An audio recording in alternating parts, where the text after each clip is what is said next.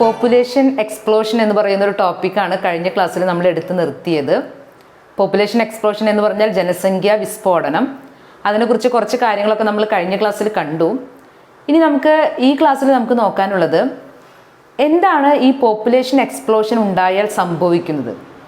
നിങ്ങൾ ആലോചിച്ച് നോക്കിയിട്ടുണ്ടോ, നമ്മുടെ വീടുകളിലൊക്കെ കുട്ടികളുടെ എണ്ണമൊക്കെ കൂടിക്കഴിഞ്ഞാൽ എന്ത് സംഭവിക്കും? പണ്ട് നമ്മൾ കുറച്ചുകൂടി മുന്നത്തെ ഒരു ജനറേഷൻ നോക്കുകയാണെങ്കിൽ വീടുകളിലെ കുട്ടികളുടെ എണ്ണം എന്ന് പറയുന്നത് 10 കുട്ടികൾ, 14 കുട്ടികൾ, 15 കുട്ടികളൊക്കെ വീടുകളിൽ ഉണ്ടായിരുന്നു. ഇപ്പം നമ്മുടെ ഈ ഒരു ജനറേഷനിലേക്ക് വരുമ്പോൾ, ഇപ്പം കാണുന്ന ഒരു ന്യൂ ജനറേഷനിലേക്ക് വരുമ്പോൾ 1 കുട്ടി, 2 കുട്ടി, അങ്ങനെ ഒരു സിസ്റ്റത്തിലേക്ക് നമ്മൾ മാറിയിരിക്കുകയാണ്. അതിനർത്ഥം നമ്മൾ പോപ്പുലേഷൻ കൺട്രോൾ ചെയ്ത് കൊണ്ടുവന്നിരിക്കുകയാണ്. നമ്മൾ ഈ പോപ്പുലേഷൻ കൺട്രോൾ ചെയ്തില്ലെങ്കിൽ എന്ത് സംഭവിക്കും? നമുക്ക് ഭക്ഷണം കിട്ടാതെയാവും. ഈ എല്ലാ ജനങ്ങൾക്കും ഭക്ഷണം കൊടുക്കാനായിട്ട് നമ്മുടെ ഭൂമിയിൽ ഭക്ഷണം ഇല്ലാതെയാവും, താമസ സ്ഥലം ഇല്ലാതെയാവും. ഇനി എങ്ങനെയെങ്കിലും അഡ്ജസ്റ്റ് ചെയ്ത് നമ്മളിവിടെ ജീവിക്കുക എന്ന് തന്നെ വെച്ച് കഴിഞ്ഞാൽ നമ്മുടെ ഒരുപാട് സുഖ സൗകര്യങ്ങൾ ഇല്ലാതെയാവും. നമുക്ക് നല്ല എഡ്യൂക്കേഷൻ കിട്ടാതെയാവും, അതിനുള്ള വിദ്യാഭ്യാസ സ്ഥാപനങ്ങൾ ഇല്ലാതെയാവും. അതുപോലെ തന്നെ നമുക്ക് നല്ലൊരു ചികിത്സ, രോഗങ്ങളൊക്കെ വരുമ്പോൾ ചികിത്സിക്കാനുള്ള, ഇപ്പം തന്നെ നമുക്ക് ഒരു വലിയൊരു പകർച്ചവ്യാധി വന്നപ്പോൾ നമുക്ക് ചികിത്സിക്കാനായിട്ട് ഹോസ്പിറ്റലിലെ എണ്ണം വളരെ കുറവാണ്. അപ്പം നമ്മൾ പല സ്ഥാപനങ്ങളും ഈ ചികിത്സയ്ക്കായിട്ട് മാറ്റിക്കൊണ്ടിരിക്കണം. അപ്പം നമ്മൾക്ക് പല സൗകര്യങ്ങളും ഇല്ലാതെയാവും. അപ്പം അതുകൊണ്ട് നിർബന്ധമായിട്ടും പോപ്പുലേഷൻ കൺട്രോൾ ചെയ്യുക എന്ന് പറയുന്നത് ഒരു രാജ്യത്തെ സംബന്ധിച്ചിടത്തോളം വളരെ അത്യാവശ്യമായിട്ടുള്ള കാര്യമാണ്. അപ്പം എങ്ങനെയാണ് നമ്മൾ ഈ പോപ്പുലേഷൻ കൺട്രോൾ ചെയ്യുക, എന്തൊക്കെ മാർഗങ്ങളാണ് അതിനെ സ്വീകരിക്കാൻ പറ്റുക എന്നാണ് നമ്മൾ ഈ ക്ലാസ്സിൽ നോക്കാൻ പോകുന്നത്. അപ്പം നമ്മൾ പോപ്പുലേഷൻ കൺട്രോൾ ചെയ്യണമെങ്കിൽ ആദ്യം എന്ത് ചെയ്യണം? ജനങ്ങൾക്കൊരു അവയർനെസ് ഉണ്ടാക്കണം, ഒരു അവബോധം ഉണ്ടാക്കണം. എന്തിനാണ് നമ്മൾ പോപ്പുലേഷൻ കൺട്രോൾ ചെയ്യുന്നത്, എങ്ങനെ പോപ്പുലേഷൻ കൺട്രോൾ ചെയ്യണം, ഇത്തരം കാര്യങ്ങളിൽ ജനങ്ങൾക്ക് ഒരു അവയർനെസ് ഉണ്ടാക്കണം. മാത്രമല്ല അതിൻ്റെ ഭാഗമായിട്ട് നമ്മൾ ചെറിയ ചെറിയ ഇൻസെൻറ്റീവ്സ്, ചെറിയ ചെറിയ ആനുകൂല്യങ്ങൾ ഓരോ വീടുകളിലേക്കും പ്രഖ്യാപിക്കണം. നമുക്കറിയാം, നമ്മൾ പല ആനുകൂല്യങ്ങൾ കാണുമ്പോൾ നമ്മൾ അവിടെ പോയി ചാടി വീഴുന്ന ആൾക്കാരാണ്.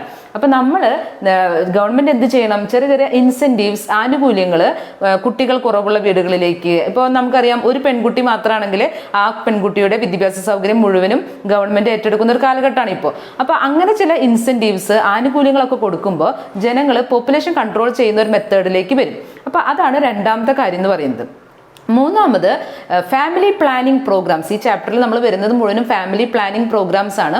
കുടുംബാസൂത്രണം അല്ലെങ്കിൽ ഗർഭനിരോധന മാർഗങ്ങളെ കുറിച്ചിട്ടൊക്കെ ഒരു അവബോധം, അതിനെക്കുറിച്ച് ജനങ്ങളെ പറഞ്ഞ് മനസ്സിലാക്കി കൊടുക്കുക. ഇതൊക്കെയാണ് നമുക്ക് പോപ്പുലേഷൻ കൺട്രോൾ ചെയ്യാൻ പറ്റുന്ന കാര്യങ്ങൾ. അപ്പം നമ്മൾ ഈ ചാപ്റ്ററിലെ വളരെ പ്രധാനപ്പെട്ട ഒരു ഭാഗത്തേക്ക് കടക്കാൻ പോകുന്നത് എന്തൊക്കെയാണ് ഗർഭനിരോധന മാർഗങ്ങൾ അല്ലെങ്കിൽ കോൺട്രാസെപ്റ്റീവ് മെത്തേഡ്സ്. ഇതൊരു പ്രധാനപ്പെട്ട ടോപ്പിക്കാണ്, നമ്മൾ അറിഞ്ഞിരിക്കേണ്ട ഒരു ടോപ്പിക്കാണ് കോൺട്രാസെപ്റ്റീവ് മെത്തേഡ്സ് എന്ന് പറയുന്നത്, ഗർഭനിരോധന മാർഗങ്ങൾ. അപ്പോൾ അതിനെക്കുറിച്ച് നിങ്ങൾക്ക് എത്രമാത്രം അറിയുമെന്ന് എനിക്കറിയില്ല. പക്ഷേ എങ്കിലും പലരും നിങ്ങൾ പല പരസ്യങ്ങളിലും മറ്റൊക്കെ കേട്ടിട്ടുണ്ടായിരിക്കാം ഈ കോൺട്രാസെപ്റ്റീവ് മെത്തേഡ്സിനെ കുറിച്ചിട്ട്. അപ്പോൾ ഇവിടെ ആദ്യം നമ്മൾ നോക്കാൻ പോകുന്നത് ഒരു കോൺട്രാസെപ്റ്റീവ് അല്ലെങ്കിൽ ഒരു ഗർഭനിരോധന മാർഗം എങ്ങനെയായിരിക്കണം, ഒരു ഐഡിയൽ കോൺട്രാസെപ്റ്റീവ്, ഐഡിയൽ ഗർഭനിരോധന മാർഗം എങ്ങനെയായിരിക്കണം. അപ്പോൾ അതിൽ 2-3 പ്രത്യേകതകൾ അതിനുണ്ടായിരിക്കണം. എന്തൊക്കെ പ്രത്യേകതകളാണ് ഒരു ഐഡിയൽ കോൺട്രാസെപ്റ്റീവിന് അല്ലെങ്കിൽ ഗർഭനിരോധന മാർഗത്തിന് ഉണ്ടായിരിക്കേണ്ടത്? അതിൽ ഒന്നാമത് പറയുന്നത് യൂസർ ഫ്രണ്ട്ലി ആയിരിക്കണം. ഈ ഗർഭനിരോധന മാർഗം ഉപയോഗിക്കുന്ന ആൾക്ക് താല്പര്യമുള്ളതായിരിക്കണം, അല്ലെങ്കിൽ അവർക്ക് ഇഷ്ടപ്പെടുന്ന രീതിയിലായിരിക്കണം ഉണ്ടാകേണ്ടത്, ഗർഭനിരോധന മാർഗം ഉണ്ടാകേണ്ടത്. അപ്പോൾ ആദ്യത്തെ പോയിന്റ് എന്ന് പറയുന്നത് യൂസർ ഫ്രണ്ട്ലി ആയിരിക്കണം. രണ്ടാമത്തത് ഈസിലി അവൈലബിൾ, പെട്ടെന്ന് കിട്ടുന്നതായിരിക്കണം. ആളുകൾക്ക് പെട്ടെന്ന് നേടിയെടുക്കാൻ അല്ലെങ്കിൽ വാങ്ങിക്കാൻ പറ്റുന്ന ഒരു സാധനമായിരിക്കണം, അല്ലെങ്കിൽ പെട്ടെന്ന് അത് ആ ഒരു ഗർഭനിരോധന മാർഗം നടത്താൻ പറ്റുന്നതായിരിക്കണം. അപ്പോൾ ഒന്നാമത്തെ പോയിന്റ് എന്ന് പറയുന്നത് യൂസർ ഫ്രണ്ട്ലി ആയിരിക്കണം. രണ്ടാമത്തത് ഈസിലി അവൈലബിൾ ആയിരിക്കണം. പിന്നെ നമ്മൾ ഏതൊരു മെഡിസിനോ അല്ലെങ്കിൽ എന്ത് കാര്യം ഉപയോഗിക്കുമ്പോൾ നമ്മൾ പറയും സൈഡ് എഫക്ട്സ് ഉണ്ടാവാൻ പാടില്ല. അപ്പോൾ ഈ ഗർഭനിരോധന മാർഗങ്ങൾ ഉപയോഗിച്ച് കഴിഞ്ഞാൽ എന്തുണ്ടാവാൻ പാടില്ല? സൈഡ് എഫക്ട്സ് ഉണ്ടാകാൻ പാടില്ല. പിന്നെ നാലാമത്തെ ഒരു പോയിന്റ് പറയുന്നത് ഇത് നമ്മുടെ സെക്ഷൽ ഡ്രൈവിനെ കുറയ്ക്കാൻ പാടില്ല. സെക്സിനോടുള്ള നമ്മുടെ താല്പര്യത്തിനെ കുറയ്ക്കുന്നതാകരുത് ഇത്തരത്തിലുള്ള ഗർഭനിരോധന മാർഗങ്ങൾ. അപ്പോൾ 4 പ്രധാനപ്പെട്ട കാര്യങ്ങളാണ് ഒരു ഐഡിയൽ കോൺട്രാസെപ്റ്റീവിനെ ഉണ്ടായിരിക്കേണ്ടത്. ഒന്നാമത്തത് യൂസർ ഫ്രണ്ട്ലി ആയിരിക്കണം. രണ്ടാമത്തത് ഈസിലി അവൈലബിൾ ആയിരിക്കണം. മൂന്നാമത്തത് സൈഡ് എഫക്ട്സ് ഉണ്ടാകാൻ പാടില്ല.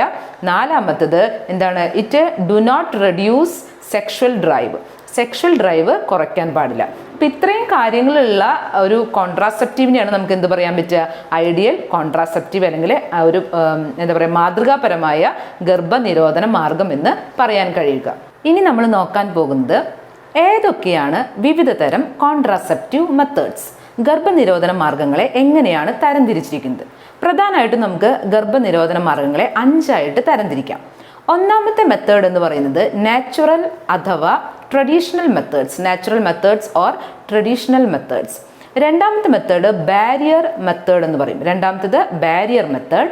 മൂന്നാമത്തേത് ഇൻട്രാ യൂട്രൈൻ ഡിവൈസസ്, IUDs എന്ന് നമ്മൾ ഷോർട്ടാക്കി പറയും, ഇൻട്രാ യൂട്രൈൻ ഡിവൈസസ്. നാലാമത്തേത് ഓറൽ പിൽസ്. അഞ്ചാമത്തേത് സർജിക്കൽ മെത്തേഡ്സ്. അപ്പോൾ നമ്മൾ ഇനി ചെയ്യാൻ പോകുന്നത് ഈ ഓരോ മെത്തേഡും എന്താണെന്ന് പഠിക്കാൻ പോകണം. എങ്ങനെയാണ് ഓരോ മെത്തേഡും വർക്ക് ചെയ്യണത്, എങ്ങനെയാണ് ഇത് ഗർഭനിരോധനത്തിന് സഹായിക്കുന്നതെന്ന്. അപ്പോൾ ആദ്യം നമ്മൾ നോക്കാൻ പോകുന്നത് നാച്ചുറൽ മെത്തേഡ്സ് അഥവാ ട്രഡീഷണൽ മെത്തേഡ്സ്. എന്താണ് നാച്ചുറൽ മെത്തേഡ്സ് എന്ന് പറയുന്നത്? നാച്ചുറൽ ആയിട്ട് ചെയ്യുന്ന, പ്രത്യേകിച്ച് സൈഡ് എഫക്ട്സ് ഒന്നും ഇല്ലാതെ ചെയ്യുന്ന മെത്തേഡ്സിനെയാണ് നാച്ചുറൽ മെത്തേഡ്സ് എന്ന് പറയുന്നത്. അപ്പോൾ അതിൻ്റെ പ്രിൻസിപ്പിൾ എന്ന് പറയുന്നത് സ്പേമും ഓവവും തമ്മിൽ ഫ്യൂസ് ചെയ്യാൻ പാടില്ല.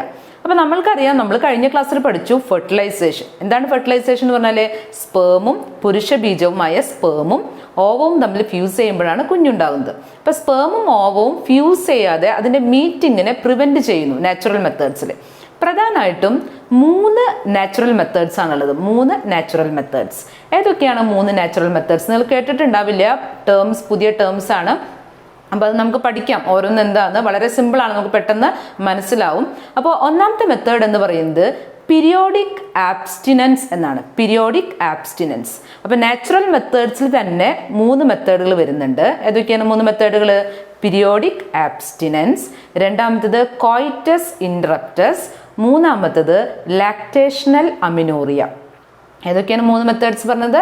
ഒന്നാമത്തേത് പീരിയോഡിക് ആബ്സ്റ്റിനൻസ്, രണ്ടാമത്തേത് കോയിറ്റസ് ഇൻറപ്റ്റസ്, മൂന്നാമത്തേത് ലാക്ടേഷണൽ അമിനോറിയ. അപ്പോൾ നമുക്ക് ആദ്യം എന്താണ് പീരിയോഡിക് ആബ്സ്റ്റിനൻസ് എന്ന് നോക്കാം. അപ്പോൾ അത് പറയുന്നതിന് മുമ്പ്, പീരിയോഡിക് ആബ്സ്റ്റിനൻസ് എന്ന് പറഞ്ഞാൽ കപ്പിൾ, ഇങ്ങനെയാണ് അത് ഡിഫൈൻ ചെയ്യുന്നത് ഇങ്ങനെയാണ്: couple avoid coitus from the day 10 to 17 of the menstrual cycle. Menstrual സൈക്കിളിലെ 10 മുതൽ 17 വരെയുള്ള ദിവസങ്ങളിലെ ദമ്പതികൾ, കപ്പിൾസ് എന്ത് ചെയ്യുന്നു? സെക്ഷൽ ഇൻ്റർകോഴ്സ് അവോയ്ഡ് ചെയ്യുന്നു, കോയിറ്റസ് അവോയ്ഡ് ചെയ്യുന്നു. അപ്പോൾ നമ്മൾക്കറിയാം, നമ്മൾ മെൻസ്ട്രൽ സൈക്കിൾ പഠിച്ചപ്പോൾ, അതായത് 10 മുതൽ 17 വരെയുള്ള ദിവസങ്ങൾ, ഏകദേശം 10 മുതൽ 14ാമത്തെ ദിവസമാണ് എന്ത് സംഭവിക്കുക? ഓവുലേഷൻ നടക്കുക. ഓവുലേഷൻ നടക്കുന്ന സമയത്ത് സെക്ഷൽ ഇൻ്റർകോഴ്സിൽ ഏർപ്പെട്ടാലാണ് എന്തുണ്ടാവുന്നത്? കുഞ്ഞുണ്ടാവുന്നത്. അപ്പം നോർമലി 28 ദിവസത്തിലെ മെൻസ്ട്രേഷൻ നടക്കുന്ന ഒരു സ്ത്രീക്കാണെങ്കിൽ 14ാമത്തെ ദിവസമാണ് എന്ത് സംഭവിക്കുന്നത്? ഓവുലേഷൻ നടക്കുന്നത്, ഫെർട്ടൈൽ പീരീഡ്. അപ്പോൾ നമുക്കിപ്പോൾ കറക്റ്റായിട്ട് ഏകദേശം പറയാൻ പറ്റാത്തതുകൊണ്ട് നമ്മളൊരു 10 മുതൽ 17 വരെയുള്ള ദിവസങ്ങളെ ഫെർട്ടൈൽ പീരീഡായിട്ട് കണ്ടിട്ട് ആ ദിവസങ്ങളിൽ സെക്ഷൽ ഇൻ്റർകോഴ്സ് ഒഴിവാക്കുന്നു. അപ്പോൾ പിന്നെ സ്പേമിനെയും ഓവത്തിനെയും ഫ്യൂസ് ചെയ്യാനുള്ള ചാൻസ് ഉണ്ടാകുന്നില്ല. അങ്ങനെ നമുക്ക് എന്ത് ചെയ്യാൻ പറ്റും? ഗർഭം നിരോധിക്കാൻ പറ്റും. എന്ന് വെച്ചാൽ പ്രഗ്നൻ്റ് ആവാതെ നോക്കാൻ പറ്റും. അപ്പോൾ എങ്ങനെയാണ് പറഞ്ഞത്? മെൻസ്ട്രൽ സൈക്കിൾ നമുക്കറിയാം, പീരീഡ്സ് തുടങ്ങുന്നു 1ാമത്തെ ദിവസം തൊട്ട് തുടങ്ങുന്നു. 28ാമത്തെ ദിവസമായി കഴിഞ്ഞാൽ, അല്ലെങ്കിൽ ഒരു മാസമാകുമ്പോൾ എന്ത് സംഭവിക്കുക? അടുത്ത പീരീഡ്സ് ഉണ്ടാവും. അപ്പോൾ ഈ ദിവസങ്ങളിൽ 1 മുതൽ പീരീഡ്സ് തുടങ്ങി 10ാമത്തെ ദിവസമായി 10 മുതൽ 17 വരെയുള്ള ദിവസങ്ങളിൽ എന്തിൽ ഏർപ്പെടാൻ പാടില്ല? സെക്ഷൽ ഇൻ്റർകോഴ്സിൽ ഏർപ്പെടാൻ പാടില്ല. അപ്പോൾ നമുക്ക് എന്ത് പ്രിവെൻറ്റ് ചെയ്യാൻ പറ്റും? പ്രഗ്നൻസി പ്രിവെൻറ്റ് ചെയ്യാൻ പറ്റും. അപ്പോൾ അതാണ് ഒന്നാമത്തെ മെത്തേഡ്, പീരിയോഡിക് ആബ്സ്റ്റിനൻസ് എന്ന് പറയുന്നത്. സെക്ഷൽ ഇൻ്റർകോഴ്സ് അഥവാ കോയിറ്റസ് ഒഴിവാക്കുന്നു. 10 മുതൽ 17 വരെയുള്ള ദിവസങ്ങളിൽ കോയിറ്റസ് ഒഴിവാക്കുന്നു. That is called periodic abstinence. Then രണ്ടാമത്തെ മെത്തേഡ് എന്ന് പറയുന്നത് കോയിറ്റസ് ഇൻറപ്റ്റസ്. കോയിറ്റസ് എന്ന് പറഞ്ഞാൽ നമുക്കറിയാം, കോയിറ്റസ് എന്ന് പറഞ്ഞാൽ എന്താണ്? സെക്ഷൽ ഇൻ്റർകോഴ്സ് ആണ്. ഇൻറപ്റ്റ് എന്ന് പറഞ്ഞാൽ തടസ്സപ്പെടുത്തുക എന്നാണ് അർത്ഥം. ഇൻറപ്ഷൻ എന്ന് പറഞ്ഞാൽ തടസ്സം എന്നാണ് അർത്ഥം. അപ്പോൾ സെക്ഷൽ ഇൻ്റർകോഴ്സ് നടക്കുന്ന സമയത്ത് ഒരു തടസ്സം ഉണ്ടാക്കുന്ന പ്രോസസ്സാണ് കോയിറ്റസ് ഇൻറപ്റ്റസ് എന്ന് പറയുന്നത്. നമുക്കറിയാം, സെക്ഷൽ ഇൻ്റർകോഴ്സ് നടക്കുമ്പോൾ പെനിസ് എവിടെയാണ് സ്പേം നിക്ഷേപിക്കുന്നത്? ഇജാക്കുലേഷൻ അല്ലെങ്കിൽ ഇൻസെമിനേഷൻ, ഇജാക്കുലേഷൻ എന്ന് പറയുന്ന പ്രോസസ്സ് വഴി പെനിസ്, സ്ത്രീയുടെ വജൈനയിലാണ് സ്പേംസ് നിക്ഷേപിക്കുന്നത്. അപ്പോൾ അത് സ്പേംസ് നിക്ഷേപിച്ചാൽ നമുക്കറിയാം, ഫെർട്ടൈൽ പീരീഡ് ആണെങ്കിൽ എന്ത് നടക്കും? ഫെർട്ടിലൈസേഷൻ നടക്കും, കുഞ്ഞുണ്ടാവും. അപ്പോൾ ഇത് തടയണം. അപ്പോൾ അതിന് വേണ്ടിയിട്ട് ഇജാക്കുലേഷൻ നടക്കുന്നതിന് മുൻപ് mail partner withdraws his penis just before ejaculation. Ejaculation അല്ലെങ്കിൽ സെമൻ പുറത്തു വരുന്നതിന് മുമ്പ് മെയിൽ പാർട്ട്ണർ പെനിസ് പുറത്തേക്ക് എടുക്കുന്നു. അപ്പോൾ എന്ത് സംഭവിക്കും? ഈ സെമൻ പുറത്തേക്ക് പോകും. അപ്പോൾ സ്ത്രീയുടെ വജൈനയിലേക്ക് പോവാതെ പുറത്തേക്ക് പോകും. അങ്ങനെ വിഡ്രോ ചെയ്യുന്നു. വിഡ്രോവൽ എന്നൊരു വാക്കും കൂടി ഈ ഒരു മെത്തേഡിനെ പറയാറുണ്ട്, കോയിറ്റസ് ഇൻട്രപ്റ്റസ്. അപ്പോൾ കോയിറ്റസ് ഇൻട്രപ്റ്റസ് എന്ന് പറയുന്നത് ഡ്യൂറിങ് സെക്ഷൽ ഇന്റർകോഴ്സ് നടക്കുന്ന സമയത്ത് മെയിൽ പാർട്ട്ണർ എന്ത് ചെയ്യുന്നു? പെനിസ് ഇജാക്കുലേഷൻ നടക്കുന്നതിന് മുൻപ്, സെമൻ ഉള്ളിലേക്ക് റിലീസ് ചെയ്യുന്നതിന് മുൻപ് പുറത്തേക്ക് കളയുന്നു. ആ ഒരു പ്രോസസ്സിനെയാണ് പറയുന്നത് കോയിറ്റസ് ഇൻട്രപ്റ്റസ്. അങ്ങനെ ചെയ്താലും എന്തുണ്ടാവില്ല? കുഞ്ഞുണ്ടാകുന്നില്ല. അപ്പോൾ 2 മെത്തേഡ് ഇപ്പോൾ ഞാൻ പറഞ്ഞു. ഒന്നാമത്തെ മെത്തേഡ് എന്ന് പറയുന്നത് പീരിയോഡിക് ആബ്സ്റ്റിനൻസ്, 10 മുതൽ 17 വരെയുള്ള ദിവസങ്ങളിൽ സെക്ഷൽ ഇന്റർകോഴ്സ് ഒഴിവാക്കുന്നു. രണ്ടാമത്തത് കോയിറ്റസ് ഇൻട്രപ്റ്റസ് എന്ന് വെച്ചാൽ സെക്ഷൽ ഇന്റർകോഴ്സ് നടക്കുന്ന സമയത്ത് അതിനെ തടസ്സപ്പെടുത്തിക്കൊണ്ട് മെയിൽ പാർട്ട്ണർ പെനിസ് പുറത്തേക്ക് വലിക്കുന്നു. അപ്പോൾ സെമൻ പുറത്തേക്ക് പോകുന്നു, സ്പേമും ഓവവും തമ്മിൽ ഫ്യൂസ് ചെയ്യുന്നില്ല. അപ്പോൾ അതാണ് എന്ത് പറയുന്നത്? കോയിറ്റസ് ഇൻട്രപ്റ്റസ് എന്ന് പറയുന്നത്. ഇനി മൂന്നാമത്തത് ലാക്ടേഷണൽ അമിനോറിയ. ലാക്ടേഷൻ എന്ന് പറഞ്ഞാൽ കുഞ്ഞിന് പാല് കൊടുക്കുന്നതിനാണ് നമ്മൾ ലാക്ടേഷൻ, ആ പീരീഡിനെ ലാക്ടേഷൻ പീരീഡ് എന്ന് പറയുന്നത്. അപ്പോൾ ഇൻറ്റൻസ് ലാക്ടേഷൻ ഉള്ള സമയത്ത് കുഞ്ഞിന് പാല് കൊടുക്കുന്ന തീവ്രമായ ആ ഒരു മിൽക്ക് സെക്രീറ്റ് ചെയ്യുന്ന ഒരു ഫസ്റ്റ് 6 മന്ത് കാലയളവിൽ നമുക്ക് കൃത്യമായിട്ടൊന്നും ഇത് പറയാൻ പറ്റില്ല. എങ്കിലും ആ ഒരു ഇൻറ്റൻസ് ലാക്ടേഷൻ നടക്കുന്ന സമയത്ത് ഓവുലേഷൻ ഉണ്ടാവാനുള്ള ചാൻസ് കുറവാണ്. മെൻസ്ട്രൽ സൈക്കിൾ ഉണ്ടാകുന്നില്ല, ഓവുലേഷൻ നടക്കുന്നില്ലെങ്കിൽ പിന്നെ എന്ത് സംഭവിക്കില്ല? പ്രഗ്നൻസിക്ക് യാതൊരു ചാൻസും ഇല്ല. അപ്പോൾ ആദ്യത്തെ ഒരു 6 മന്ത് ഇൻറ്റൻസ് ലാക്ടേഷൻ നടക്കുന്ന കാരണം എന്തിനുള്ള ചാൻസ് ഇല്ല? കുഞ്ഞുണ്ടാവാനുള്ള ചാൻസ് ഇല്ല. അപ്പോൾ ഇതൊക്കെ ഓരോ വ്യക്തികളിലും വ്യത്യാസപ്പെട്ടിരിക്കും. ഓരോ സ്ത്രീയിലും ചിലർക്ക് 6 മാസം കഴിയുമ്പോഴായിരിക്കും എന്താ പറയുക നെക്സ്റ്റ് മെൻസ്ട്രേഷൻ ഉണ്ടാവുക, ഡെലിവറി കഴിഞ്ഞിട്ട്. ചിലർക്ക് ചിലപ്പോൾ 8 മാസം 9 മാസം, ചിലർക്ക് 3 മാസം ആകുമ്പോഴേക്കും അടുത്ത മെൻസ്ട്രേഷൻ ഉണ്ടായി എന്നൊക്കെ വരാം. അപ്പോൾ ഇതൊക്കെ ചെറിയ ചെറിയ വേരിയേഷൻസ് ഒക്കെ ഉണ്ടാകും. എങ്കിലും ഇൻറ്റൻസ് ലാക്ടേഷൻ, കുഞ്ഞിന് പാല് കൊടുക്കുന്ന സമയത്ത് ഒരു ഫസ്റ്റ് 6 മന്ത്, ഏകദേശം ഫസ്റ്റ് 6 മന്തിൽ എന്തിനുള്ള ചാൻസ് ഇല്ല എന്ന് പറയുന്നത്? പ്രഗ്നന്റ് ആവാനുള്ള ചാൻസ് ഇല്ല. അപ്പോൾ 3 മെത്തേഡ്സ് ആണ് നാച്ചുറൽ മെത്തേഡ്സിൽ വരുന്നത്. ഇതിന്റെ പ്രത്യേകത എന്ന് പറയുന്നത് ഇവിടെ നമ്മൾ യാതൊരു ഡിവൈസ് ഉപയോഗിക്കുന്നില്ല, നാച്ചുറലി നമ്മൾ ചെയ്യുന്നു, യാതൊരു ഡിവൈസ് ഉപയോഗിക്കുന്നില്ല എന്നാണ് നാച്ചുറൽ മെത്തേഡ്സിന്റെ ഏറ്റവും വലിയ പ്രത്യേകത എന്ന് പറയുന്നത്. നമ്മൾ പുറത്തുനിന്ന് ഒരു സാധനം അഡീഷണൽ ആയിട്ട് ഉപയോഗിക്കാതെ തന്നെ നമുക്ക് പ്രഗ്നൻസി കൺട്രോൾ ചെയ്യാനായിട്ട് പറ്റും. അപ്പോൾ അതാണ് അതിൻ്റെ ഒരു അഡ്വാൻറ്റേജ് എന്ന് പറയുന്നത്. ഇനി ഇതിൻ്റെ ഡിസഡ്വാൻറ്റേജ് എന്ന് പറയുന്നത് ഇതിൻ്റെ സാധ്യതകൾ ചിലപ്പോൾ ഫെയിലിയർ സംഭവിക്കാനായിട്ട് സാധ്യത ഉണ്ട്. കാരണം ഇപ്പോൾ 10 മുതൽ 17 വരെയുള്ള ദിവസങ്ങൾ എന്നൊക്കെ പറഞ്ഞാലും ചിലപ്പോൾ ചിലരിൽ ചെറിയ ചെറിയ വേരിയേഷൻസ് ഉണ്ടാവും. ചിലപ്പോൾ ഓവുലേഷൻ 18ാമത്തെ ദിവസം നടന്നു കഴിഞ്ഞാൽ പ്രഗ്നന്റ് ആവാനുള്ള ചാൻസ് ഉണ്ട്. അതുപോലെ തന്നെ ലാക്ടേഷനിൽ അമിനോറിയ വിചാരിച്ച് നമ്മൾ കുഞ്ഞുണ്ടാവില്ല എന്ന് വിചാരിച്ചാലും ചിലപ്പോൾ ചില വേരിയേഷൻസ് ഉണ്ടാകാനുള്ള സാധ്യത ഉണ്ട്. അപ്പോൾ അതുകൊണ്ട് ചെറുതായിട്ട് ഫെയിലിയേഴ്സിന് സാധ്യത കുറച്ച് കൂടുതലുണ്ട്. അപ്പോൾ അതിൻ്റെ ഒരു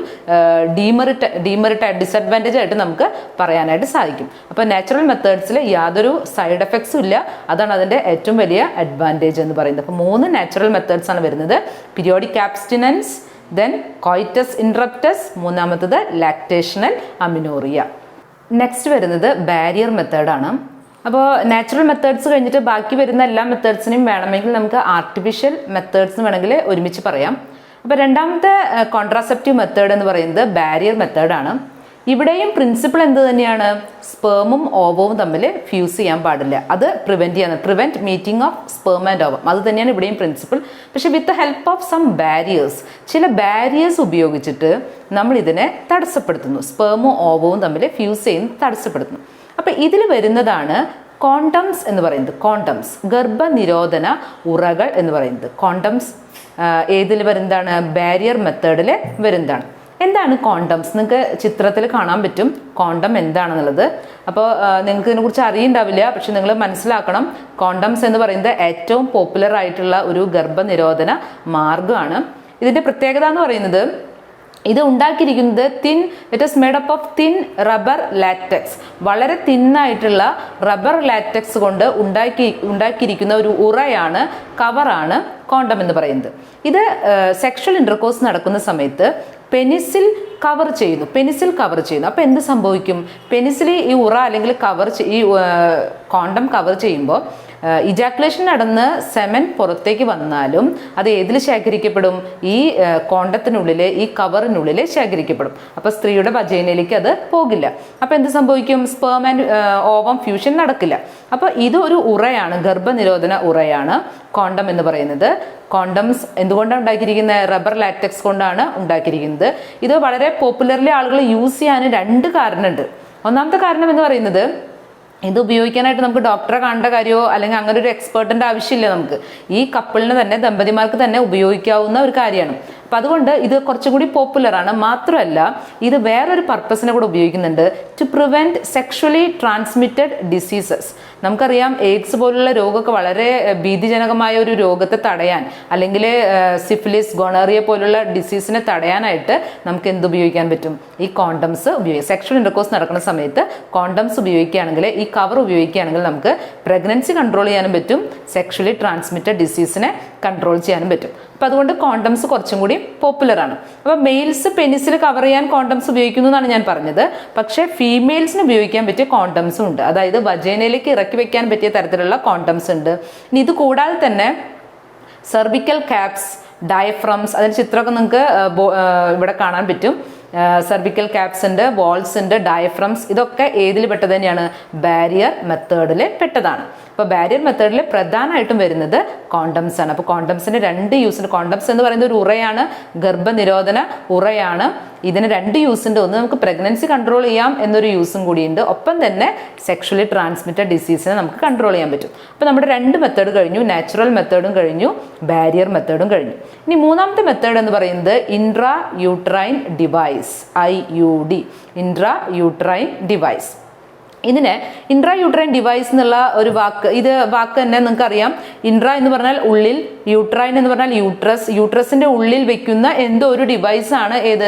ഇൻട്രാ യൂട്രൈൻ ഡിവൈസ് എന്ന് പറയുന്നത്. ഇത് നമുക്ക് വെക്കാൻ പറ്റില്ല. അതായത് ദമ്പതികൾക്ക് അല്ലെങ്കിൽ കപ്പിളിന് സെക്ഷൽ ഇന്റർകോഴ്സിൽ ഏർപ്പെടുന്നവർക്ക് വെക്കാൻ പറ്റുന്ന സാധനമല്ല. ഇത് നമുക്ക് അതിൻ്റെ ഉള്ളിലേക്ക് വെക്കണമെങ്കിൽ, ഇൻസേർട്ട് ചെയ്യണമെങ്കിൽ, യൂട്രസിനകത്തേക്ക് ഇൻസേർട്ട് ചെയ്യണമെങ്കിൽ നമുക്കൊരു എക്സ്പേർട്ട് ഡോക്ടറോ നഴ്സോ ആവശ്യമായിട്ട് വരും.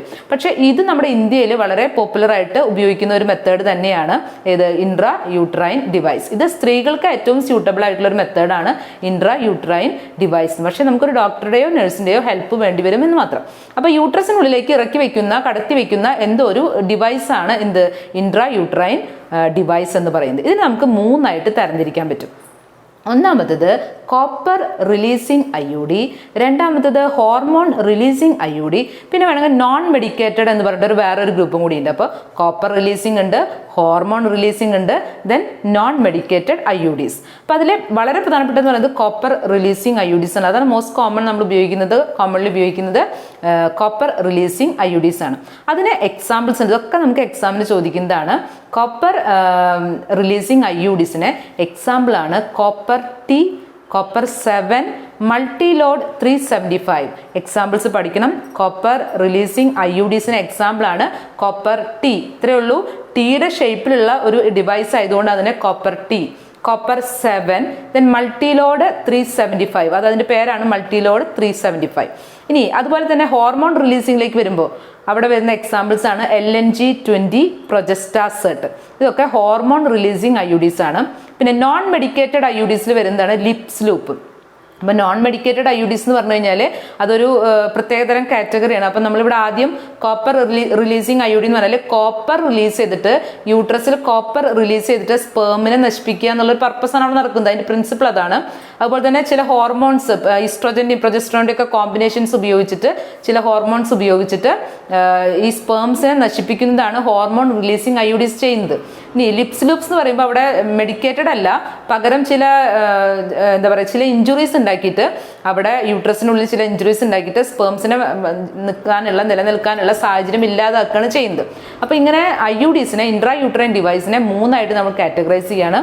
Copper releasing, hormone releasing, then non medicated IUDs. അപ്പോൾ ഇതിൻ്റെ പ്രത്യേകത എന്ന് പറയുന്നത് ഇത് ഉള്ളിലേക്ക് വെക്കണമെങ്കിൽ നമുക്കൊരു എക്സ്പേർട്ട് നഴ്സോ ഡോക്ടറോ വേണ്ടി വരും.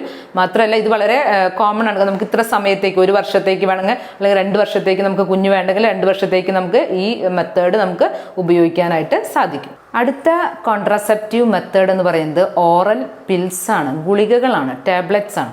ഇത് നമ്മൾ ഉള്ളിലേക്ക്, വായിലൂടെ കഴിക്കുന്ന ഗുളികകൾ ഉപയോഗിച്ച് നമുക്ക് പ്രഗ്നൻസി കൺട്രോൾ ചെയ്യാനായിട്ട് പറ്റും. അപ്പോൾ ഓറൽ പിൽസ് എന്നാണ് അതിനെ പറയുന്നത്. ഓറൽ പിൽസ്, വായിലൂടെ കഴിക്കുന്ന പിൽസ് അല്ലെങ്കിൽ ഗുളികകളാണ്. അപ്പോൾ ഈ ഓറൽ പിൽസ് കഴിക്കുമ്പോൾ പ്രത്യേകത എന്ന് പറയുന്നത്, മിക്ക ഓറൽ പിൽസും ഒരു ഈസ്ട്രോജൻ്റെയും പ്രൊജസ്ട്രോൺ ഹോർമോണിൻ്റെ കോമ്പിനേഷനാണ്, ഹോർമോൺസ് ആണത്. അപ്പോൾ ഈ ഓറൽ പിൽസ് നമ്മൾ ഒരു 21 days ഒക്കെ കഴിക്കേണ്ടതായിട്ട് വരും. അപ്പോൾ പിൽസ് ഉപയോഗിക്കുക എന്ന് പറയുന്നത് വളരെ ബുദ്ധിമുട്ടുള്ളൊരു കാര്യമാണ്. നമ്മൾ ഇടയ്ക്ക് മറന്നു പോകാനൊക്കെ ചാൻസ് ഉണ്ട്. ഇപ്പോൾ പീരീഡ്സ് തുടങ്ങി 7 ദിവസം അല്ലെങ്കിൽ ഒരു 5 ദിവസം ആകുമ്പോൾ നമ്മൾ ഈ ഗുളിക കഴിച്ചു തുടങ്ങും. എന്നിട്ട് പിന്നെ 21 ദിവസം കണ്ടിന്യൂസ് ഇത് കഴിക്കുന്നു. പീരീഡ്സ് ആകുമ്പോൾ വീണ്ടും നിർത്തുന്നു. അങ്ങനെ കണ്ടിന്യൂസ് നമ്മൾ കഴിച്ചുകൊണ്ടിരിക്കണം ഈ ഗുളിക. അതാണ് ഈ ഓറൽ പിൽസ് ഉപയോഗിക്കുന്നതിൻ്റെ ബുദ്ധിമുട്ട് എന്ന് പറയുന്നത്. അപ്പോൾ നമ്മൾ ഈ ഓവുലേഷൻ പ്രിവെൻറ്റ് ചെയ്യുക എന്നാണ് ഈസ്ട്രോജൻ പ്രൊജസ്ട്രോജൻ കോമ്പിനേഷൻസിൽ നമ്മൾ ഈ ഗുളിക കഴിക്കുന്നത്. അപ്പോൾ ഓറൽ പിൽസിൻ്റെ പ്രത്യേകത എന്ന് പറയുന്നത് അത് കണ്ടിന്യൂസ് 21 ഡേയ്സ് ഒക്കെ കഴിക്കേണ്ടതായിട്ട് വരും. പക്ഷെ ഇപ്പോൾ ഒരു പുതിയൊരു ഓറൽ പില്ല് വന്നിട്ടുണ്ട്. അതിൻ്റെ പേര് ടെക്സ്റ്റിൽ പ്രത്യേകം നോട്ട് ചെയ്തിട്ടുണ്ട്, സഹേലി. അതിൻ്റെ പ്രത്യേകത എന്ന് പറയുന്നത് വൺസ് ഇൻ എ വീക്ക്, ആഴ്ചയിൽ ഒരു ദിവസം കഴിച്ചാൽ മതിയാകുള്ളൂ. പിന്നെ നോൺ സ്റ്റിറോയിഡൽ കോമ്പിനേഷൻ ആണ്. അപ്പോൾ അങ്ങനെയുള്ള സഹേലി, അത് ചിലപ്പോൾ ചോദിക്കാറുണ്ട്, സഹേലി ഒരു ഓറൽ പില്ലാണ് സഹേലി എന്ന് പറയുന്നത്. ഇനി ഇത് കൂടാതെ തന്നെ ഇതിപ്പോൾ നമ്മൾ പ്രഗ്നൻ്റ് ആവാതിരിക്കാൻ വേണ്ടിയിട്ട് മുൻകൂട്ടി നമ്മൾ കഴിക്കുന്ന ഗുളികകളാണിത്. ഇനി ഒരു പ്രത്യേകതരം ഗുളിക മാർക്കറ്റിൽ നമുക്ക് അവൈലബിൾ ആയിട്ടുള്ളത് എന്താണ്, സെക്ഷൽ ഇന്റർകോഴ്സ് നടന്നു എന്ന് വിചാരിക്കുക. പക്ഷെ നമ്മൾ പ്രിവെൻറ്റ് ചെയ്യാനുള്ള മെത്തേഡുകളൊന്നും ഉപയോഗിച്ചില്ല, കോണ്ടംസ് ഉപയോഗിച്ചില്ല, അല്ലെങ്കിൽ നമ്മൾ IUDs ഒന്നും ഉപയോഗിക്കാത്ത സമയത്ത് കോണ്ടംസ് ഉപയോഗിക്കാതെ ഒരു സെക്ഷൽ ഇന്റർകോഴ്സ് നടന്നു കഴിഞ്ഞാൽ കുഞ്ഞുണ്ടാകാനുള്ള ചാൻസ് ഉണ്ട്, നോർമലാണ്. അപ്പം അങ്ങനെ ഫെർട്ടൈൽ പീരീഡിലാണ് സെക്ഷൽ ഇന്റർകോഴ്സ് നടന്നതെങ്കിൽ കുഞ്ഞുണ്ടാകാനുള്ള ചാൻസ് ഉണ്ട്. അപ്പം അതുകൊണ്ട് എന്ത് ചെയ്യാം, നമുക്ക് ഈ സെക്ഷൽ ഇന്റർകോഴ്സ് നടന്നു കഴിഞ്ഞിട്ട് 72 മണിക്കൂറിൻ്റെ ഉള്ളിൽ നമ്മൾ എന്ത് കഴിച്ചാലും മതി. വേറെ മറ്റൊരു ഓറൽ പില്ല് കഴിച്ചു കഴിഞ്ഞാൽ, IPIL പോലുള്ള ഗുളികകൾ കഴിച്ചു കഴിഞ്ഞാൽ അതൊക്കെ മാർക്കറ്റിൽ അവൈലബിൾ ആണ്. അപ്പോൾ സെക്ഷൽ ഇന്റർകോഴ്സ് അൺപ്രൊട്ടക്റ്റഡ്, കോണ്ടം ഇല്ലാതെ സെക്ഷൽ ഇന്റർകോഴ്സ് നടന്നു കുഞ്ഞുണ്ടാകുമെന്നൊരു ഭയമുണ്ടെങ്കിൽ നമുക്ക് ഏത് പില്ല് ഉപയോഗിക്കാം, ഈ IPIL എന്ന് പറയുന്ന ഗുളിക ഉപയോഗിക്കാം. ഇത്രയാണ് ഓറൽ പിൽസിൻ്റെ കാറ്റഗറിയിൽ വരുന്നത്, ഓറൽ പിൽസ്. അപ്പോൾ അതിൽ ഓർക്കേണ്ടത് സഹേലി ഒരു ഓറൽ പില്ലാണ്. അതിൻ്റെ പ്രത്യേകത എന്ന് പറയുന്നത് വൺസ് ഇൻ എ വീക്ക് കഴിച്ചാൽ മതി, നോൺ സ്റ്റിറോയിഡൽ കോമ്പിനേഷനാണ്. അപ്പോൾ അതാണ് ഓറൽ പിൽ, 4ാമത്തെ മെത്തേഡായ ഓറൽ പിൽസിൽ വരുന്നത്. ഇനി 5ാമത്തെ മെത്തേഡ് എന്ന് പറയുന്നത്, അപ്പോൾ അതിന് മുമ്പ് 5ാമത്തെ മെത്തേഡിലേക്ക് പോകുന്നതിന് മുൻപ് തന്നെ ഒരു ഇംപ്ലാന്റ്സ് എന്ന് പറയുന്ന ഒരു സാധനത്തെ കുറിച്ച് പറയുന്നുണ്ട്. അത് സ്ത്രീകളിൽ ഉപയോഗിക്കുന്നതാണ് ഇംപ്ലാന്റ്സ് എന്ന് പറയുന്നത്. ഈ പ്രൊജസ്ട്രോജൻ ഇസ്ട്രോജൻ ആയിട്ടോ അല്ലെങ്കിൽ പ്രൊജസ്ട്രോജൻ ഒറ്റയ്ക്കൊക്കെ ആയിട്ടുള്ള കോമ്പിനേഷനാണ് ഇതിൽ കൊടുക്കുന്നത്. നിങ്ങൾക്ക് ഇവിടെ ചിത്രത്തിൽ കാണാനായിട്ട് സാധിക്കും. അത് സ്കിന്നിൻ്റെ അടിയിൽ കൊടുക്കുന്ന ഒരു ഇഞ്ചക്ഷനാണ്. സ്കിന്നിൻ്റെ അടിയിൽ ഒരു ഇഞ്ചക്ഷൻ കൊടുക്കുന്നു, പ്രൊജസ്ട്രോജൻ ഇസ്ട്രോജൻ കോമ്പിനേഷൻ്റെ ഒരു ഇഞ്ചക്ഷൻ കൊടുക്കുന്നു. അതിനെയാണ് ഇംപ്ലാന്റ്സ് എന്ന് പറയുന്നത്. അതും നമ്മൾ ഈ കോൺട്രാസെപ്റ്റീവ് മെത്തേഡിൽ വരുന്നതാണ്. ഇനി അതുകൂടാതെ അവസാനത്തെ ഒരു പ്രധാനപ്പെട്ട മെത്തേഡ് എന്ന് പറയുന്നത് സർജിക്കൽ മെത്തേഡാണ്. 5ാമത്തെ മെത്തേഡ് സർജിക്കൽ മെത്തേഡാണ്. ഈ സർജിക്കൽ മെത്തേഡിൻ്റെ പ്രത്യേകത, ഇപ്പം നമ്മുടെ നാട്ടിൽ സാധാരണ സ്ത്രീകൾ ഒരു ലോങ് ടേം ഗർഭനിരോധന മാർഗമായിട്ട് ഉപയോഗിക്കുന്നത് ഈ മെത്തേഡാണ്. അതായത് ഇപ്പോൾ 2 കുട്ടികളായി, ഇനി നമുക്ക് കുഞ്ഞ് വേണ്ട എങ്കിൽ ഈ ഒരു മെത്തേഡ് എന്താ പറയുക, കുറേ സമയത്തേക്ക് നമുക്ക് മരണം വരെ നമുക്ക് കൊണ്ടുപോകാവുന്ന ഒരു മെത്തേഡാണ് ഈ സർജിക്കൽ മെത്തേഡ്സ് എന്ന് പറയുന്നത്, സർജിക്കൽ മെത്തേഡ്സ്. അപ്പോൾ ഈ സർജിക്കൽ മെത്തേഡ്സിൻ്റെ പ്രത്യേകത, ഇതിൻ്റെ റിവേഴ്സിബിലിറ്റി വളരെ കുറവാണ്. ഈ സർജിക്കൽ മെത്തേഡ് ചെയ്ത് കഴിഞ്ഞാൽ, സർജറി വഴിയാണ് നമ്മളിത് ചെയ്യുന്നത്, സർജറി വഴി ചെയ്ത് കഴിഞ്ഞാൽ തിരിച്ച് നമുക്ക് ഇനി കുഞ്ഞ് വേണം എന്നൊരു സിറ്റുവേഷൻ വരികയാണെങ്കിൽ, ഇപ്പോൾ നമുക്കറിയാം സുനാമിയൊക്കെ ഉണ്ടായപ്പോൾ, അല്ലെങ്കിൽ അങ്ങനെ വലിയ വലിയ പ്രകൃതി ദുരന്തങ്ങൾ ഉണ്ടാകുമ്പോൾ കുഞ്ഞുങ്ങളെ നഷ്ടപ്പെട്ട പാരൻസിന് ഇനിയൊരു കുഞ്ഞ് വേണമെന്ന് വിചാരിച്ചു കഴിഞ്ഞാൽ ഇങ്ങനെ സർജിക്കൽ മെത്തേഡ് ചെയ്തവർക്ക് തിരിച്ച് അത് കൊണ്ടുവരിക എന്നുള്ളത് ബുദ്ധിമുട്ടാണ്. വളരെ റയറായിട്ടൊക്കെ സാധ്യമാവുന്നുണ്ടെങ്കിലും റിവേഴ്സിബിലിറ്റി വളരെ കുറവാണ്. അപ്പോൾ സർജിക്കൽ മെത്തേഡ്സിൽ പ്രധാനമായിട്ട് നമുക്ക് 2ആയിട്ട് തിരിക്കാം. മെയിൽസിൽ കാണുന്ന സർജിക്കൽ മെത്തേഡും ഫീമെയിൽസിൽ ചെയ്യുന്നതും. ഈ സർജിക്കൽ മെത്തേഡിനെ സ്റ്റെറിലൈസേഷൻ മെത്തേഡ് എന്നും കൂടി പറയാറുണ്ട്. മെയിൽസിൽ ഇതിനെ വാസക്ടമി എന്ന് വിളിക്കും, ഫീമെയിൽസിലാണെങ്കിൽ ട്യൂബക്ടമി എന്ന് വിളിക്കും. ചിത്രത്തിൽ നോക്കിക്കഴിഞ്ഞാൽ നിങ്ങൾക്ക് കാണാൻ സാധിക്കും എന്താണ് വാസക്ടമി, എന്താണ് ട്യൂബക്ടമി. നമ്മൾ മെയിൽ റിപ്രൊഡക്റ്റീവ് സിസ്റ്റം പഠിച്ചപ്പോൾ അതിൽ വളരെ പ്രധാനപ്പെട്ട ഒരു ട്യൂബായിരുന്നു വാസ് ഡിഫറൻസ് എന്ന് പറയുന്നത്. അതിലൂടെയാണ് സ്പേംസ് വരുന്നത്. അപ്പോൾ ആ വാസ് ഡിഫറൻസ് നമ്മൾ ഒരു ചെറിയൊരു കഷ്ണം, small portion of vas deferens is removed and tied. അത് റിമൂവ് ചെയ്തിട്ട് അവിടെ കെട്ടിട്ട് വെക്കുന്നു. അപ്പോൾ സ്പേമിന് എങ്ങോട്ടേക്ക് വരാൻ പറ്റുന്നില്ല, സെക്ഷൽ ഇന്റർകോഴ്സ് നടക്കുന്ന സമയത്ത് വജൈനയിലേക്ക് വരുന്നില്ല, അല്ലെങ്കിൽ ഇജാക്കുലേഷൻ സംഭവിക്കുന്നില്ല. അപ്പോൾ അത് കട്ട് ചെയ്തിട്ട് അതിൻ്റെ സ്പേമിൻ്റെ മൂവ്മെൻറ്റിനെ തടസ്സപ്പെടുത്തുന്നു. അതാണ് വാസക്ടമി എന്ന് പറയുന്നത്. അതുപോലെ തന്നെ ട്യൂബക്ടമി, ആരിലാണ് നടക്കുന്ന ട്യൂബക്ടമി? ഫീമെയിലാണ്. ഏത് ട്യൂബാണ് കട്ട് ചെയ്യുന്നുണ്ടാവുക? ഫെലോപ്പിയൻ ട്യൂബ് അല്ലെങ്കിൽ ഓവിഡക്റ്റ്, ചെറിയ പോർഷൻ കട്ട് ചെയ്തിട്ട് അതിനെ ടൈ ചെയ്ത് കെട്ടിട്ട് വെക്കുന്നു. അപ്പോൾ ഓവത്തിനും എങ്ങോട്ടേക്ക് കടക്കാൻ പറ്റുന്നില്ല, ഫെലോപ്പിയൻ ട്യൂബിൻ്റെ ഫെർട്ടിലൈസേഷൻ നടക്കുന്ന ഭാഗത്തേക്ക് അല്ലെങ്കിൽ വരാനായിട്ട് സാധിക്കുന്നില്ല. അപ്പോൾ അവിടെയും കട്ട് ചെയ്യുന്നു. അപ്പോൾ രണ്ട് സർജിക്കൽ മെത്തേഡ്സ് ആണ്. ഒന്ന് വാസെക്ടമി, വാസ് ഡിഫറൻസ് കട്ട് ചെയ്യുന്നത് വാസെക്ടമി, ഫെലോപ്പിയൻ ട്യൂബ് കട്ട് ചെയ്യുന്നത് എന്തെന്ന് വിളിക്കുന്നു, ട്യൂബക്ടമി എന്ന് വിളിക്കുന്നു. Vasectomy, tubectomy. ഇത് നമുക്കൊരു ഹോസ്പിറ്റലിൽ പോവാതെ ഇത് ചെയ്യാനായിട്ട് സാധിക്കില്ല. ഒരു കപ്പിൾ വിചാരിച്ചാൽ വാസെക്ടമിയും ട്യൂബക്ടമിയും ചെയ്യാൻ പറ്റില്ല. With help of A doctor മാത്രമേ നമുക്കിത് ചെയ്യാനായിട്ട് സാധിക്കുള്ളൂ. ഇനി ഈ വാസെക്ടമി ട്യൂബക്ടമി ചെയ്യുമ്പോൾ മെയിലാണെങ്കിൽ വാസെക്ടമി ചെയ്യുന്നത് ടെസ്റ്റിസിൽ ചെറിയൊരു സ്മോൾ ഇൻസിഷൻ ഓൺ ദി ടെസ്റ്റിസിന് മുകളിൽ ചെറിയൊരു മുറിവുണ്ടാക്കിയിട്ടാണ് ഈ വാസ് ഡിഫറൻസ് കട്ട് ചെയ്യുന്നത്. ഫീമെയിൽസിനാണെങ്കിൽ അബ്ഡോമനിൽ ചെറിയ മുറിവുണ്ടാക്കിയിട്ടാണ്, അല്ലെങ്കിൽ ത്രൂ ദ വജേനയുടെ ഉള്ളിൽ കൂടിയോ അല്ലെങ്കിൽ അബ്ഡോമനിൽ ചെറിയ മുറിവുണ്ടാക്കിയിട്ടുമാണ് ഈ ട്യൂബക്ടമി നടത്തുന്നത്. ഇനി ഇതിൻ്റെ ഡിസഡ്വാൻറ്റേജസ് എന്തൊക്കെയാണ്? എന്താണ് ഈ നമ്മൾ പറഞ്ഞു റിവേഴ്സിബിലിറ്റി ഇല്ല, തിരിച്ച് നമുക്ക് കുഞ്ഞ് വേണമെങ്കിൽ കുഞ്ഞിനെ ഉണ്ടാക്കാനുള്ള പ്രൊവിഷൻ ഇതിലില്ല. മാത്രമല്ല ഇതിൻ്റെ പ്രത്യേകത അല്ലെങ്കിൽ ഇതിൻ്റെ ഡിസഡ്വാൻറ്റേജ് എന്ന് പറയുന്നത് എന്താണ്, ഇത് ചെയ്ത ആളുകൾക്ക് ചിലപ്പോൾ ഒരു നോസിയ, ഒരു വൊമിറ്റിംഗ് ടെൻഡൻസി ഒക്കെ ചിലപ്പോൾ ഉണ്ടാവാറുണ്ട്. നോസിയ, അതുപോലെ തന്നെ ചിലപ്പോൾ ചെറുതായിട്ട് ബ്ലീഡിങ് ഉണ്ടാവുക, അല്ലെങ്കിൽ അബ്ഡോമിനൽ പെയിൻ ഉണ്ടാവുക, ചിലപ്പോൾ ഈവൻ ബ്രസ്റ്റ് ക്യാൻസർ വരെ സാധ്യത ഉണ്ട് എന്നാണ് പറയുന്നത്. അപ്പോൾ ഇതൊക്കെ ഇതിൻ്റെ സൈഡ് എഫക്ട്സ് ആണ്. എങ്കിലും ഇതൊരു ലോങ് ടേം നമുക്ക് ഒരു ടെൻഷനില്ലാതെ കുഞ്ഞുണ്ടാവുമോ എന്നുള്ള ടെൻഷനില്ലാതെ ജീവിക്കാനായിട്ട് ഈ ഒരു മെത്തേഡാണ് എല്ലാവരും ഉപയോഗിക്കുന്നത്. അപ്പോൾ ഇത്രയാണ് ഏതിൽ വരുന്നത്, കോൺട്രാസെപ്റ്റീവ് മെത്തേഡ്സ്, ഗർഭനിരോധന മാർഗങ്ങളിൽ വരുന്നത്. ഏതൊക്കെ മെത്തേഡാണ് നമുക്കൊന്നുകൂടി ഓർത്ത് നോക്കാം. ആദ്യം നമ്മൾ പറഞ്ഞത് എന്തായിരുന്നു, നാച്ചുറൽ മെത്തേഡ്സ് അഥവാ ട്രഡീഷണൽ മെത്തേഡ്സ്.